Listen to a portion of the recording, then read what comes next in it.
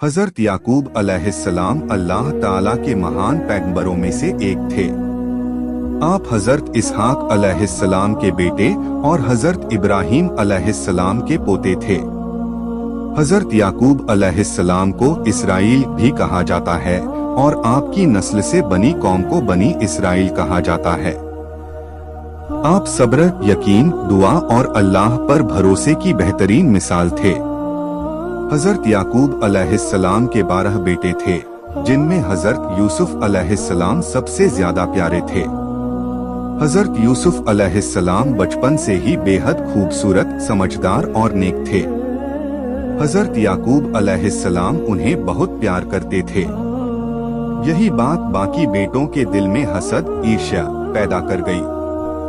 वे सोचने लगे कि हमारे वालिद हमें उतना प्यार नहीं करते जितना यूसुफ को करते हैं।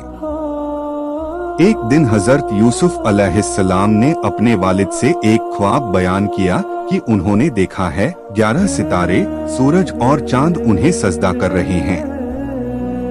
हजरत याकूब अलैहिस्सलाम समझ गए कि यह ख्वाब यूसुफ के ऊंचे मकाम की निशानी है। उन्होंने बेटे को नसीहत की कि वह यह ख्वाब अपने भाइयों को न बताएं, कहीं वे और ज्यादा जलन में न आ जाएं। लेकिन भाइयों की साजिश बढ़ती चली गई। एक दिन वे यूसुफ को खेलने के बहाने साथ ले गए और जंगल में एक कुएं में डाल आए। फिर वे याकूब अलैहिस्सलाम के पास रोते हुए लौटे और बोले कि यूसुफ को भेड़िया खा गया। झूठ को साबित करने के लिए वे यूसुफ की कमीज पर झूठा खून भी लगा लाए। हजरत याकूब अलैहिस्सलाम ने कमीज देखकर समझ लिया कि यह कहानी झूठी है, क्योंकि कमीज सही सलामत थी। लेकिन उन्होंने अल्लाह के फैसले पर सब्र किया और कहा, फस्बरुन जमील यानी सुंदर सब्र। उन्होंने अल्लाह से ही मदद मांगी और दिन रात यूसुफ की जुदाई में रोते रहे। यूसुफ की याद में रोते रोते हजरत याकूब अलैहिस्सलाम की आंखों की रोशनी चली गई। लेकिन इसके बावजूद उनका यकीन अल्लाह से कम नहीं हुआ। वे कहते थे कि मैं अपनी परेशानी और गम सिर्फ अल्लाह के सामने बयान करता हूँ। कई साल गुजर गए। उधर हजरत यूसुफ अलैहिस्सलाम मिस्र में पहुंचकर अल्लाह की मदद से ऊंचे ओहदे पर पहुंचे।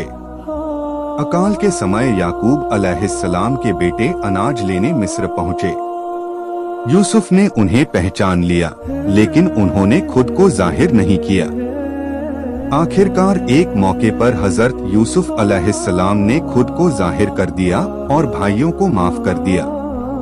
फिर उन्होंने अपने वालिद हजरत याकूब अलैहिस्सलाम को मिस्र बुलाया। जब यूसुफ की कमीज याकूब अलैहिस्सलाम के चेहरे पर रखी गई तो अल्लाह के हुक्म से उनकी आंखों की रोशनी वापस आ गई। जब हजरत याकूब अलैहिस्सलाम मिस्र पहुंचे तो पूरे परिवार ने हजरत यूसुफ अलैहिस्सलाम को सजदाए ताज़ीमी किया और इस तरह यूसुफ का बचपन का ख्वाब पूरा हुआ।